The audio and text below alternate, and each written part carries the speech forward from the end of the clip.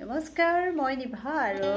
আজি মই আপোনালোকক জয়ন্ত হাজৰিকাৰ দেৱৰ একদম ধুনীয়া গীত তোমাৰ মৰম